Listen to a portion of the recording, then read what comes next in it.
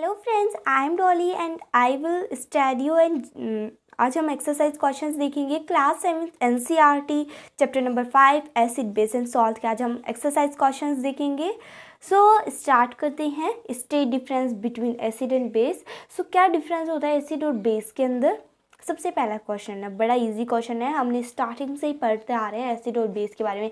जैसे हमने पढ़ा था general behaviour of basic substance, general behaviour of acid substance, uses of basis, acids के यूज़ सारे पढ़े थे। बहुत इजी था बिल्कुल। इन दोनों में तो इतना डिफरेंस था, यानी कि न्यूट्रलाइज करते थे एक दूसरे को। यानी कि एसिड में क्या होता था कि ये बहुत ज़्यादा एसिड क्या होता था, खट्टा होता था टेस्ट में। वेयर इज बेस क्या होता था, बिटर होता था। जैसे एसिड जो होते थे, यानी कि एसिड्स भी टू टाइप्स के होते थे। यानी कि एसिड से हमने पढ़ा था हाइड्रोक्लोरिक एसिड, नाइट्रिक एसिड, और जैसे और पढ़ा था हमने सल्फ्यूरिक एसिड, जिनके बारे में पढ़ा था हमने। सो वो सारे तो एसिड्स थे, बेस भी पढ़े थे हमने। अब बेस जो है, अब हम पढ़ते हैं इनके बारे में कि इनमें क्या स्टेट डिफरेंस है। So acids are sour in taste. Acid जो होते हैं वो खट्टे होते हैं टेस्ट में, ये बात बन गई।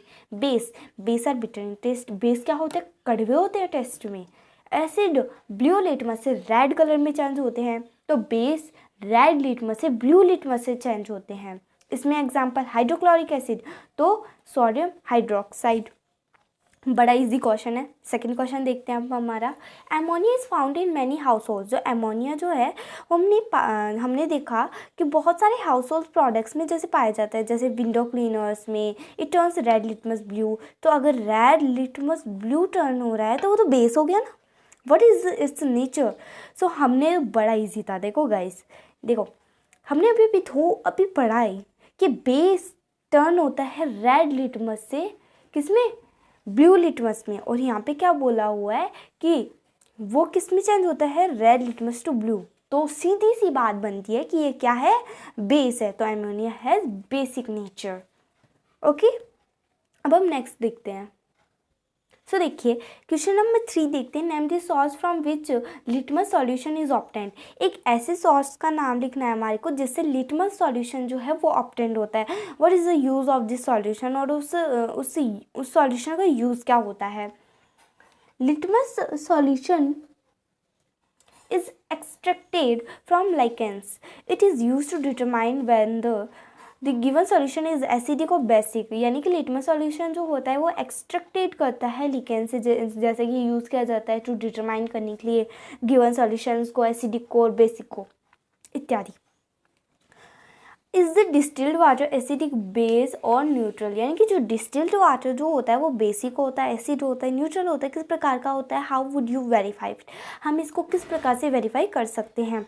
Distilled water is neutral. जो डिस्टिल्ड वाटर जो होता है वो क्या होता है, न्यूट्रल होता है। We can verify it by showing that neither blue nor red litmus paper changes in colour when dipped it. जब हम जो डिस्टिल्ड वाटर है, जब हम उसको चेक करेंगे, तो जब हम उसको लिटमस पेपर पे डालेंगे तो उसमें ना ही तो ब्लू कलर आएगा ना ही रेड आएगा, तो हम उसको न्यूट्रल कह सकते हैं आसानी से।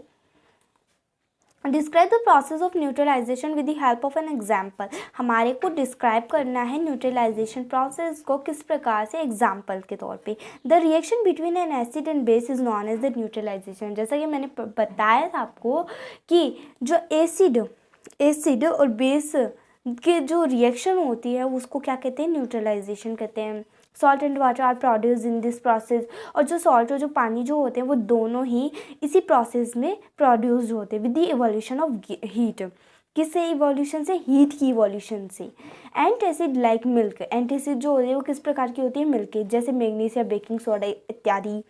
विच कंटेन ए बेस, जो कि क्या कंटेन करते हैं, बेस को। यूज्ड फॉर रिड्यूसिंग एसिडिटी, जो कि क्या रिड्यूस करते हैं, एसिडिटी को रिड्यूस करते हैं इन स्टोमक। हमारे स्टोमक में जब कभी एसिडिटी बन जाती है तो हम इनो लेते हैं। Okay, when excessive acid released by glands. जो एक्सेसिव एसिड जो होती है वो रिलीज की जाती है बाय ग्लैंड्स। अब हम पढ़ेंगे, अब हम क्वेश्चन नंबर 6 देखेंगे। Explain why. अब हमारे को बताना है ऐसा क्यों हुआ। An antacid tablet is take when you suffer from activity. हम एंटासिड टैबलेट कब लेते हैं, किस प्रकार की, किस पीढ़ी से, यानी कि हम सफ़र करते हैं तब लेते हैं। सब हम देखते हैं। सो गाइस देखिए, मैंने अभी आपको क्वेश्चन बताया था कि हम जो है एंटासिड कब लेते हैं। मैं आपको बताती हूँ एंटासिड कब लेते हैं हम, जब हम किससे सफ़र करें, हाइपर एसिडिटी से जब हम सफ़र करते हैं तो डॉक्टर जो होता है हमारे को क्या देता है, क्या देता है, एंटासिड देता है। तो हमारे को क्वेश्चन पूछा जाए why was we can take an antacid, हमारे को लिखना है we can take antacid when we suffer from hyper acidity. Okay, अब हमारा आंसर है we take an antacid such as milk of magnesia. हम एंटासिड को किस प्रकार से ले सकते हैं, जैसे milk of magnesia, to neutralise the excessive acids release in stomach, इस प्रकार से हम ले सकते हैं। अब हमारा सेकंड यही है, calamine solution is applied on the skin when an ant bite.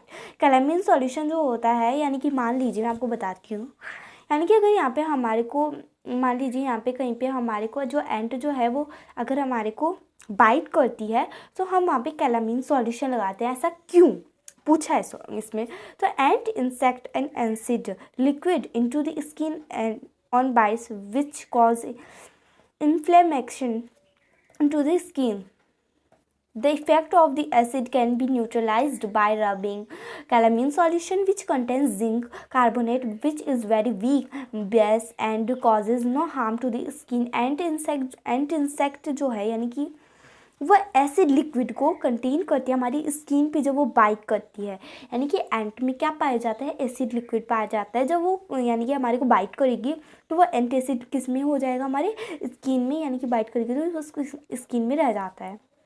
Okay जैसे हमारे इन्फेक्शन हो सकता है हमारी स्किन को, इसलिए हम क्या करते हैं, हम उसको रबिंग कर सकते हैं और या फिर हम उसके कैलामीन सॉल्यूशन लगा सकते हैं जो कि क्या कंटेन करता है, जिंक कार्बोनेट, जो कि विच इज़ वेरी वीक, बहुत ज़्यादा वीक हो तो base and cause no harm to the skin, इसलिए जो वीक हो इसलिए वो बेस और कॉजेज नो हार्म, उससे कोई भी हार्म नहीं हो सकता। Factory waste is neutralized before depositing into the water body. Factory waste जो होता है वो न्यूट्रलाइज किया जाता है पहले जब डिस्पोजिंग किया जाता है वाटर बॉडीज़ में। जैसे कि अब हम इसका आंसर देखते हैं, the waste of factories contain acid. जो फैक्ट्रीज का जो वेस्ट होता है वो क्या कंटेन करता है, acid. If acid are disposed, अगर एसिड डिस्पोज्ड हो चुका है off the water body, so the acid will harm to the organism, so factory waste are neutralized by adding basic substance।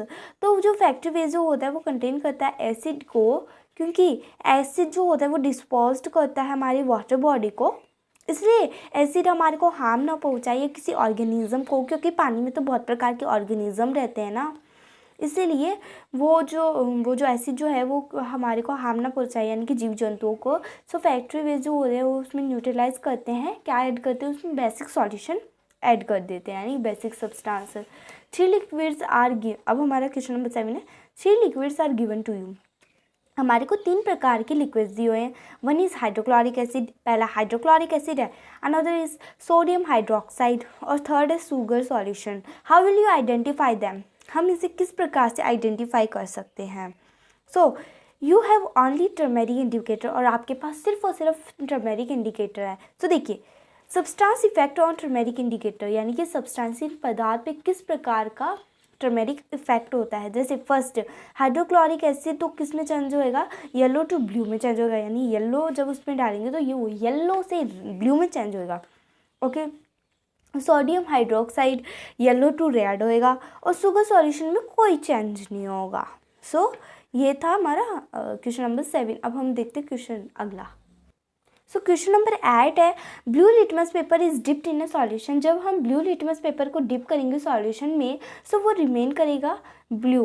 What is the nature of this solution, तो उस solution का क्या nature होगा हमारे को एक्सप्लेन करना है।